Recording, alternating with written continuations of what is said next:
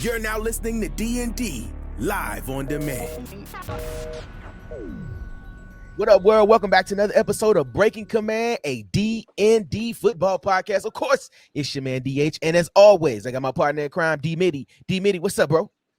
Feeling good, feeling great. How you feeling, King? Hey, man, I'm feeling amazing. Oh, the second wave of OTAs started today.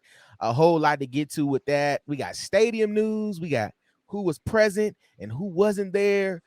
We got news on the sale, man. Everything is going on, D-Man. There's so much happening, and there's not a game to be played right now, bro.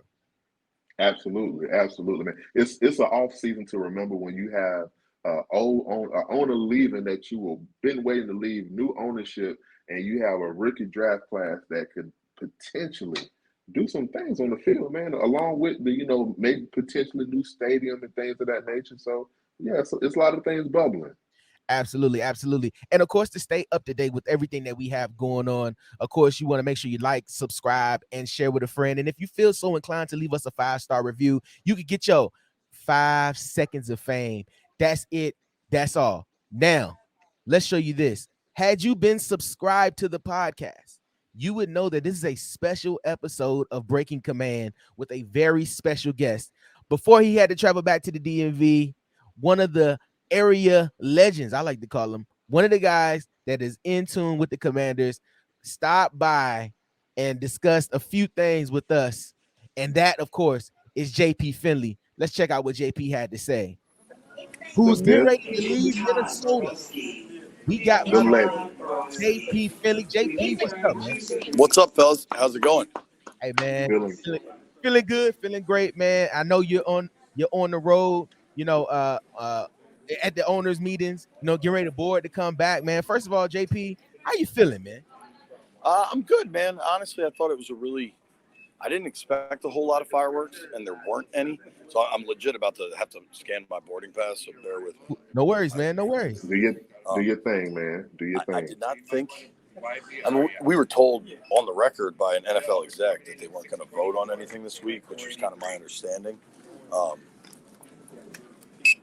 Thank you. So that kind of, it wasn't an explosive owners meetings. There wasn't a ton to cover, but I thought you could really hear a tone. And I understand the reporting throughout this process and that there are maybe some questions. I think far more of the timing is about vetting the candidates, and it's a big group, so it's a lot of vetting. And, some of it is family money, and that requires vetting at least probably the parents and the kids, you know what I mean? Like the adult children. So the process is going to take some time, but I thought, I'm curious if you guys agree, because I know how much attention you pay. To me, it was the tone, certainly from Goodell and Jerry Jones, and then even Jim Irsay, who's been such a roller coaster throughout this process. I thought the tone was really pretty confident that everything's going to get over, and these guys all have lawyers and publicists and a billion people telling them to not say too much. But I have felt for some time that this thing is a done deal, and you just got to get through all the procedural hurdles. And I very much feel that way, probably even more so now. It's going to happen. I think they'll have a special session in July for the actual final vote. And I think week 1, Dan won't be in charge. Absolutely. I love that. And you're listening to right now to the D&D Football Podcast. It's Breaking Command, a special episode. We got JP Finlay of 106.7 The Fan, one half of one of the best tag team duos in radio with the JP and B Mitch, man. And we glad JP can hop in real quick. JP, it sounds like we had the goal line for real this time, man. Yeah, you know what's interesting? Because I caught a bunch of grief for that tweet, I guess. Right. But when I tweeted that out was they were about to agree to a deal, and if you go back and look at everything, they did. This process, like the NFL process and the actual voting and all this, is always going to take time because you're talking about 30 billionaires that are always going to nobody wants to act like somebody else is bigger. You have to go through the procedure. Half the reason they have these procedures is just so that it's streamlined. like when you watch really fancy golf tournaments, fancy golf courses, like you can make every golf course incredibly hard, right? It's not put 100 trees in front of the greens. You could make any of it happen, but it's like the membership wants to get in this like contest to like brag about whose course is the hardest kind of thing, and then I don't know if that analogy makes any sense, but it's like once the deal was agreed upon, this dude owns 5% of the Steelers. You're talking about the Google CEO. You're talking about a family in South America that's worth like $14 billion. Like these guys aren't going to get screwed with. So it's been Right. It's been done. It's just a matter of getting through the formalities of the process. And my question to you, though, real quick, JP, the clip that you put out of Roger Goodell talking about the possible new stadium, a lot to me, just a small snippet. In the paraphrase, it sounds like they do want to be in the metropolitan area. That they are looking at like getting a stadium in the city somewhere.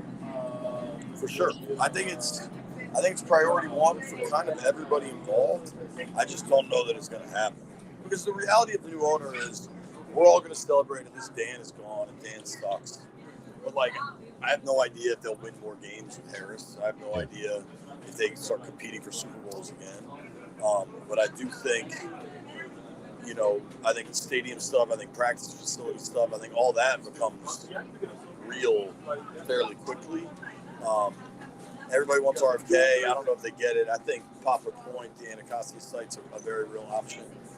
I still think the most money in the easiest course to a new stadium is in Maryland, though. There's already a stadium, so you don't have to approve it. The politicians have all said there's money. Like, everybody else is like kind of we're hoping, we're expecting. They've got it.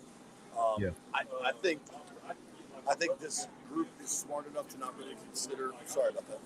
I only wanted it to work out if it was just Dumfries, Woodbridge, Manassas, whatever. Those are all nice places to be, but that 95 South corridor is just a train wreck, and it would just be the traffic would be beyond belief. Hi, and I'm good, thanks. It'd be so awful that I don't think they're going to consider that. So, if it was up to your co-host on the Beltway Football Podcast, it'd be in Tyson's corner. If it was up to Mitch Fischler, right? Yeah, Tyson's does all right, man. I don't think he's going to get that one through. I mean, you never know. At this point, we're not ruling anything out, but I would not expect that. Awesome. JP, we appreciate you. I know you get ready to board, man. Real quick before we get out of here. No, I'm on now. It took long enough. That long ramp, bro. I was. It was hard on that ramp too, man. I thought you was walking on WrestleMania, man. The red carpet. Right. Real quick before we get out of here, man. Do we care that Chase is not at OTAs? Do we care that Montez or Leno is not there? Yeah, I mean a little bit, right? I think. Yeah. I'm curious what you guys think, but I think with Chase and Montez, this isn't unusual at this point. We've seen it. I think Montez has been the steadier player. I think Chase has achieved a little bit of a higher level that rookie season. I'd be far more concerned that Chase hasn't played well in a couple of years. And, even before the injury, if you go back to that 21 season, was highly ineffective and unproductive before the injury. But you can be, it's voluntary. You can get caught up in that. But Terry didn't come to OTAs last year because he was in the last year of a contract looking for a new deal. That Chase is in the exact same situation now. Montez is in the exact same situation now. So it's easy to get caught up in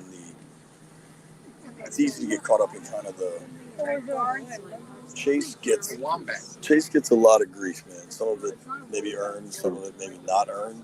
Yeah. I argued this, and nobody wants to hear this.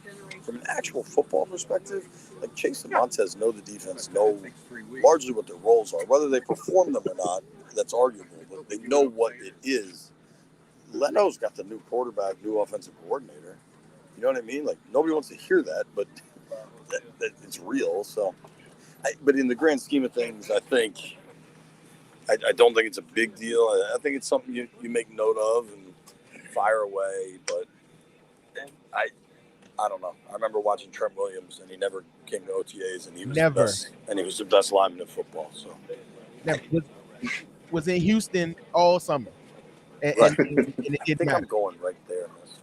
Over here? Is that 18? 18 Delta. Yeah. All right. Shout out but to for you. but for me, But for me, I feel like it is I, important to have your leaders hang on, there guys. to show that the young. Oh no, go ahead. But to his point, DH, having the leaders there at OTA show that hey, this is important. Now, there's another way to look at it when you say, hey, these guys are working on contracts. They have other workout plans and regimens that they may work on, which is understandable. But when I think about Chase Young and Montez Sweat, I do too. There's a large percentage of me that wants to see them show the young guys and show that hey, this is what camaraderie looks like. No, Man, absolutely. Go ahead, I, JP. I don't disagree with you, but like they still kind of are the young guys. I don't know. And dude, knowing those guys, Chase is all camaraderie, like all the time in the locker room. That's just who he is. It's just how he acts. Tez is kind of a quieter dude, but like if you want to argue he should be there to set the tone, I think it's more setting the tone for the coaches, showing you're serious. Yeah. I do think players overall don't care as long as you produce. That's not to say I'm not saying he shouldn't be there. I just don't think. I don't think being there today will have any impact on September 10th against the Cardinals. Right. But there's not a definitive right or wrong. I think if you're mad about it, I get it. But like, I kind of think my biggest concern with the Chase stuff is that like they're on this path, and I thought this as soon as they didn't pick up the option, that they're on this path towards him not coming back here, and I just wonder if it's him not coming back here sooner than later. I If don't you know, get man. a if you get a good season out of KJ Henry and anyone else that may be on that D line, then that could possibly, move, that can be a chase out of the door type of situation. Bro, I think it happens even without that.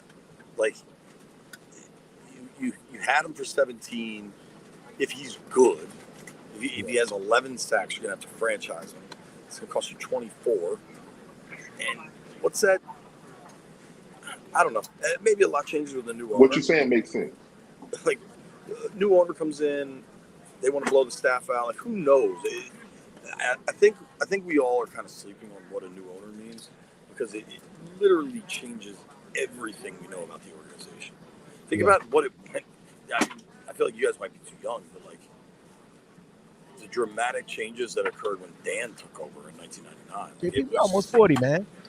hell, I'm 41, dude. There you go. I don't know, man. I do think we need to reimagine how significant the changes could be. Yeah. No, I agree, man. And JP, look, we ain't gonna hold you, man. We know you about to tear them skies up, man, and getting back, man. We don't. Hey, man, appreciate it, brother. Safe Take travels. care, fellas. All right. Yep. You heard it, man. JP.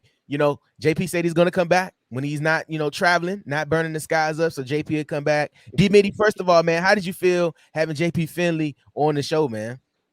Man, trust me, for somebody who's been a fan of his for the past 7 years with his podcast, because I feel like I've been a part of his three rebrands. He started off as Redskins Talk, Washington Football Talk, Beltway Football. I've been like the Venn diagram of the JP Finlay fan base. Right in the middle, So right? you feel me? So for me to have JP at any capacity is great for me, man. Awesome, man. Awesome. Of course, make sure you're following JP Finlay at JP Finlay NBCS. And JP was out there covering the owners meetings, and he got into that, man. He talked about the vibe, the overall vibe at the owners meetings. And it's kind of what we kind of been talking about. Like, it's a process that's taking some time, but it's moving. Dee Middy, what are your thoughts in regards to what JP mentioned about being out at the owners meeting? Some of the key things I took away from it was the vetting part, which, to be perfectly honest, from a fan perspective, I thought maybe that was something that has already been happening behind closed doors. But from what JP have said, and I'm paraphrasing, the tone was that it's moving forward. The tone was that they do have a set time to put this thing here, to put it forward in motion. And listening to Godell and guys like Jerry Jones, who are close to the situation, it made me feel like, this is a process that's happening, because you got to think about it from the sense of, from a family perspective. And I really I look at it from that way, because you just don't want to just let anybody, into the family. You got to be vetted first. No, absolutely, man. And I think, I mean, we talked off camera and we didn't get a chance to mention it, JP, but we talked about how basically Jim Irsay is speaking for the league and how much he talks about us. So the vetting process, is being talked about. I mean, of course, as it would, but it's being talked about at length at these meetings. Maybe not a vote, but it's being talked about in these meetings. He also mentioned, the exclusivity of being an NFL owner and maybe why some is taking so long. And I kind of get it. Like Yeah, you got to realize that, you have big time CEOs, people with a lot of money, that a wrong partnership can be affected, like a wrong ownership as a partner can kind of affect, how people view you. And because these are so many premier jobs, I mean premier assets, like you want to make sure that you have good people representing the league. absolutely. And the thing that, kind of got me too, was Josh Harris was probably a guy that they may have looked at, because he's bid it on. He set out a bid for the Denver Broncos. He's also a small percentage owner in the Steelers. So I'm pretty sure he's someone that has had conversations about being, as he is now, in the capacity of a majority owner of a team. So they, I don't think it's too much to vet, but you got to think about the other guys that are on the list: the Magic Johnson, the Mitchell Rails. I can't think of his name at the time. The Google, Yeah. the Google founder. So Now, go ahead, D. I'm sorry. no, you go ahead. Yeah.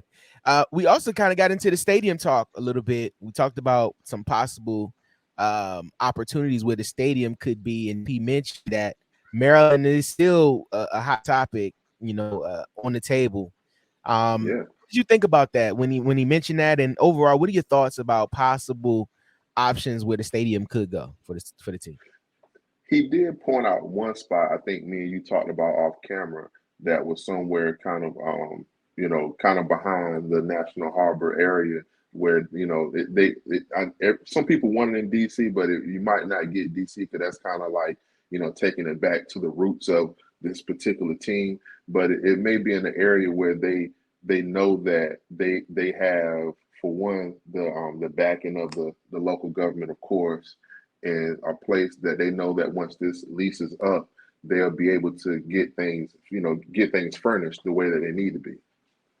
I feel like new ownership, and JP kind of alluded to this, new ownership kind of makes it kind of puts everything back on the table, right? People that previously didn't want to get in bed with Dan Snyder, as far as on a business aspect, um, they may be more apt to want to do business with the team now, because you look at it like being able to bring a stadium here, uh, anywhere in the city, a new stadium, that's a gem of a project.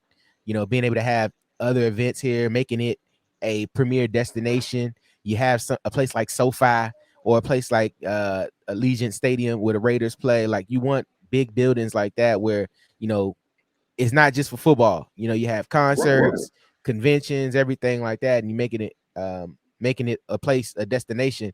I think everybody's going to want to have a piece of that, especially with DC being as touristy as it is, and always having a lot of people in the town. You want to have something where people can go. Absolutely, and I believe that's something that's, as JP kind of alluded to, might be number one on the list for the ownership. But then there's also other things that they may be looking at too, like as far as uh, the staff as a whole, from top to bottom. Who's staying and who's going in that order. So there's things I'm pretty sure that's on their bucket list to work on, and the stadium is high on that bucket list. No, absolutely. Savannah's talking. Absolutely. It's okay. I can edit it out. It's no worries. Um, no, but also, I mean, that's important. I mean, you get a new owner, you get new opportunities and new possibilities, and everybody's going to want to be a part of what the Commanders will be able to do in regards to stadium, in regards to being here. And quickly, we also got a chance to mention about the news of Chase Young not being at many at OTAs. Right. you kind of know my sentiments of it. I don't care. Um, it's voluntary. And a lot of people be like, well, it's not really voluntary, it's voluntold. Well, I don't believe in that. It's voluntary. If it's supposed to be mandatory, then make it mandatory. But I think even on the grander scheme, like I understand how people are kind of frustrated with him not being there. But JP also mentioned that Terry missed stuff last year. They're in the same boat. Terry didn't have a contract pass uh um last season, and he held out and didn't go to, not necessarily held out, but he didn't go to OTAs and he missed some of the mandatory stuff because he didn't have a contract. And that's smart business. So Chase doing it, I think because Chase hasn't performed to the level that, people kind of expect him to perform, then they're kind of not giving him the leeway as they are some other players. But I don't have a problem with it. I feel like at the end of the day in the NFL, granted, it is a team sport, but at the end of the day, your success on how you perform is directly tied to you.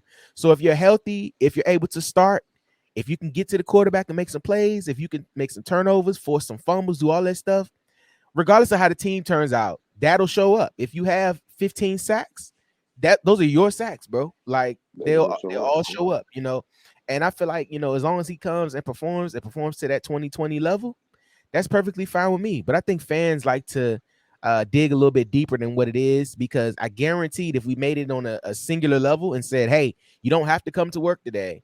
It's voluntary for you to come to work today. Every last one of them individuals would stay home.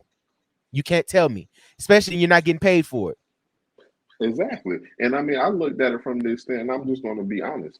I do want to see from a fan perspective the camaraderie of all the players showing up. Like for me, and it could be, digging too, thinking deeper into it as much as I need not to be. Because for someone like Montez Sweat, he has the talent to go out there on the field, start mini camp and be able to get his feet wet, get the playbook in and everything, and he's acclimated. He's not a guy that needs all of the from day one all the way to the end of the season type of guy. Same thing with Leno. Leno is a vet.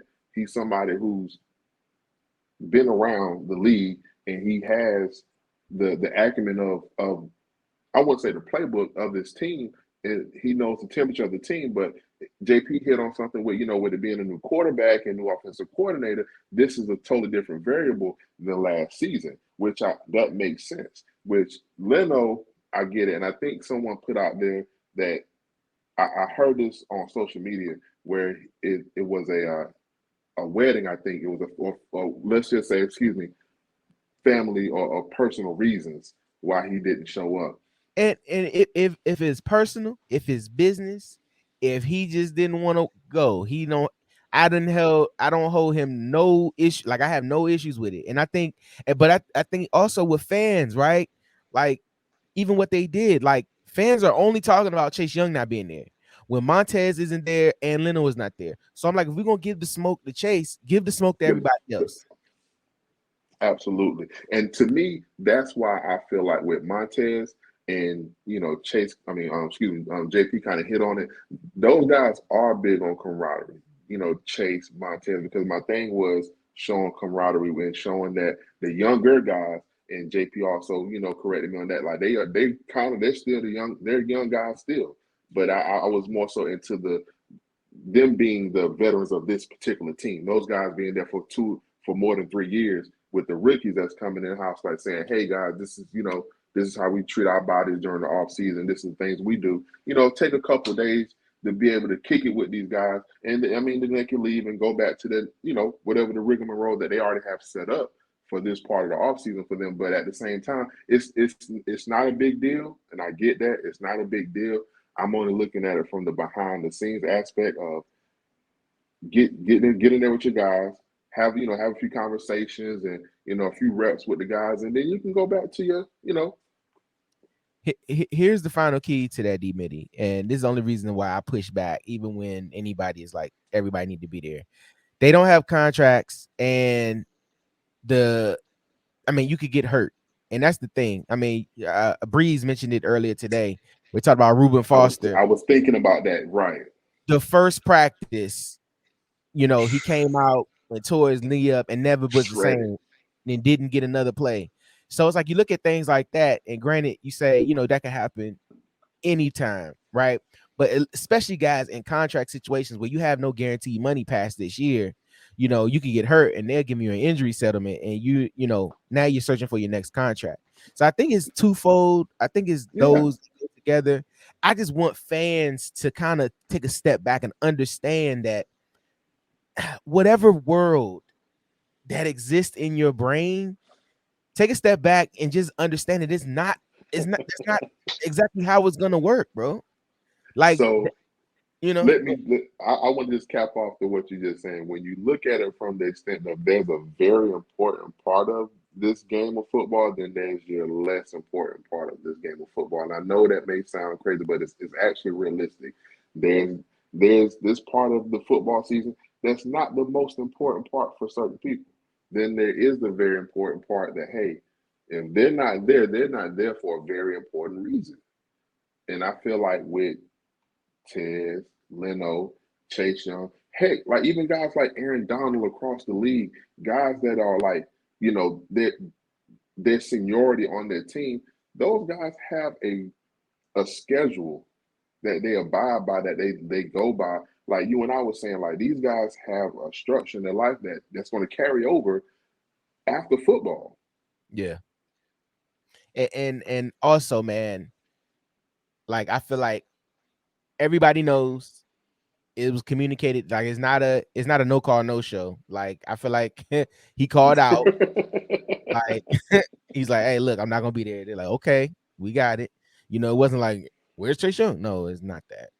I just feel like people just put in too much, and I think he has a Yeah. ton of pressure on him because he's been hurt and hasn't performed to that level. And I'm really just hoping he just come and just shut everybody up, because the same people that's talking cash right now will be the ones that will be acting like, see, I told you he Don't was be a good. fan later. Don't be a fan later.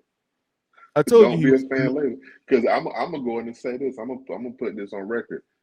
Chase, Montez, and even Leno, I feel like are going to have good seasons. Chase, for one, I think Chase is going to barring health, knock on wood that he's healthy 95% of this season. I feel like he will have a season where a way too early stat prediction, he's going to have more than 5 sacks. He's going Hey, to man, and I think with this defensive line, bro, I think it's gonna be spread out. I think our defensive line is good. Like, we're gonna be fine, bro. Like, and I just really want him to perform well so he can shut up his doubters. And JP also mentioned that it could be a possibility that he's not gonna be here going forward. And if that happens, that just happens. But you look at our track record with drafting defensive linemen, like we've done pretty well. And pretty if he well. doesn't have a ball out year, I can understand the team not wanting to move forward with them and Yeah, not continuing on. And that's absolutely. okay. You, ha- you Okay. And have I to be think, realistic about it. yeah. I think for his sake, he wants to come back and be the best that he can and be the best player that he can. So if that means taking one of these mini camp sessions, which is, 2 to 3 days this week, and not being there, the guys know, because like he said, like, camaraderie is not worried about. Chase is the talker. Like, they know Chase. You know what I'm saying? They support him. He's probably the biggest on camaraderie in the Right. locker room, if anybody, right? Right. So I'm not really worried about that. I'm not really worried about that. Absolutely, Yeah. And absolutely. So yeah, go ahead. go ahead. No, you got it, brother. No, I was going to say real quick, we'll get into a little bit of what happened out at mini camp today, and then we'll wrap it up. Mini camp started today. A lot of great pictures and images coming out. Yes, Sam sir. Howell is looking good. They mentioned that he had 4 incompletions or 5 incompletions, and 4 of them were drops, something like that. I could care less. I'm just concerned about how he was throwing the ball. I was scheduled to go this morning and I could not go. I had to work last night, so I was beat up. And of course, nobody pays us for this. So once they start cutting checks, I can start losing some sleep for this. But no, just Absolutely. your immediate your initial reactions on from what you've read and what you've seen of how OTAs went today in your mind. Repetition, repetition, repetition. This is all about the guys getting out there and getting their feet wet as far as learning the guy beside them a little bit more. What has changed and what can we change? I alluded to it earlier when I was talking to you about my son. You got to get out there and get it. You can't, if you're not out there putting in the work, nobody's going to put in the work for you. So this is what I took from a lot of things that was said, because this is how I take this part of the off season every year. These guys are out there to get their reps in, to be able to put it on the field when it comes September 10th or whatever date their first game starting for the Yeah. Commanders. Is going to be the 10th against the Cardinals. So, I like what I heard about the young guys. I heard a small inkling about Amari Rogers, that he's looking pretty good, and I had a feeling that he and Curtis Hodges are going to be guys that are going to step up when you have a older guy in the building, or older by NFL standards. Logan Thomas, who's reaching 30-31 this season, and you need younger guys to step up, and EB needs receivers in that tight end room versus having blocking guys like John Bates. Yeah, no, I agree, man. I agree. And this is just the first of many OTAs where everybody's here. Really, man, I'm not looking too much into it. I like seeing the guys get out there. I like seeing the guys, get some work in. I just want 100% health, man. I don't want no non-contact injuries. I want 100% health throughout this process. And I mean, I feel like this is the galvanizing moment where you kind of realize, and I wish I could be a fly on the wall with the Yeah, coaches, talking to them, where because I would my whole thing would just be like, I would put up so much bulletin board material. I'd be like, man, they don't think you're good. They think you're gonna be last in the division. They think you're gonna be bottom half of the league. Sam, you ain't good because you was drafted in the 5th round. Chase ain't here. Our receiver room is mid tier in the league. We don't have the guys. Like, our defense not that good. We're too young in the defensive backfield. I mean, I'm like, at this point, man, I want to wreck the league. And this is where you do it. This is where you go out here absolutely. with this new offense that Eric Bieniemy is installing, and we're going to tear some guys up. We're going to tear some teams up. It's going to be a different team. It's going to be a different ball club. The schedule, yes, the schedule is going to be tough. They're not predicting us to play to get double digits. They're only predicting Vegas is saying we'll get 6.5 wins. So I'm taking over on that. But Taking Vegas it, is saying taking it. 6.5 wins. They're saying we're going to be a bum team. I'm just like, you know what? Yes, yes. Keep all the love y'all have away from us, because when we come out this year and start scoring 30, 35, 40 points, I don't want to hear nothing. I just want to I, crack heads, dude, and I'm gonna I'm be gonna say right. it. Yeah. I'm going to say it all season to the fans who left, and the other fans of other teams. Don't be a fan later. Yeah. Continue to call us has-beens. Continue to call us the dumpster fire, organization. Because if this team can possibly, and if this team wins 9, 10 games this season and scoring 20 plus points a game on average, and you have a Sam Howell, like I was talking to you earlier, who can actually come in and help us win 4 of those realistic games that we need to win against our division rivals for one, and those teams like the Bills and the 49ers, and Sam Howell shows up, don't be a fan later. Yeah, man. And I'm at this point, I love talking about everything, the intricacies of the team, but I think we got the tools. I think we have everything in place. And this is one thing where I commend Ron as we get ready to get up out of here. I commend Ron. He has done a great job with turning over this roster, getting guys to stay, adding pieces, getting good coaching. And I feel like we have it. We have the great young Agreed. talent. We have a quarterback I believe that we'll be able to depend on. And we have an offensive scheme that is proven, that has won Super Bowls, that, if we can get everybody on board and have a third of the success that Eric Bieniemy has had, we'll still be in a better situation, than we have been. I feel like it's just the time. It's an amalgamation of everything that we've been working towards. And just like I've been saying in the past, like, we can't be down for too long. We've been slowly creeping up that hill, and I feel like it's time for us to go over, man. I feel like it's really our time, and this is where it starts. Hey man, you got to stop using big words around me, bro. You, You had to pull out your I had thesaurus, come on, man, come on, man. I had to go into my amalgamation. right? How do you spell? I'm Like, just joking. hey Siri, what's amalgamation? Amalgamation is what it's like, man. Hey man, but we gonna get ready to Oh, get I up out of love here. it. Of course, this was a special episode of Breaking Command. Like I said, man, of course, when we get to the regular season, we'll have our regular weekly episodes. But this channel, Absolutely. this page will have a lot of information shared, a lot of content that will be coming soon by me being at camp and things like that. So we will have a whole lot more. And you got to make sure you subscribe. Hit that bell icon. Make sure you subscribe. And of course, you know, we love you being over here at a Breaking Command family, you know, a D&D football podcast. So Dee Middy, before we get up out of here, man, anything you want to say on the way out of here? Man, friends and family, like, subscribe, share, tell a friend to tell a friend that know a friend who's with a friend. Absolutely, absolutely. And of course, we would be remiss if we didn't thank our man JP Finlay of 1067 The Fan, one half of the dynamic duo of him and B Mitch, man. We're trying to set up to have both of them on, and it's gonna happen soon enough. But as you can see, we caught JP on the plane.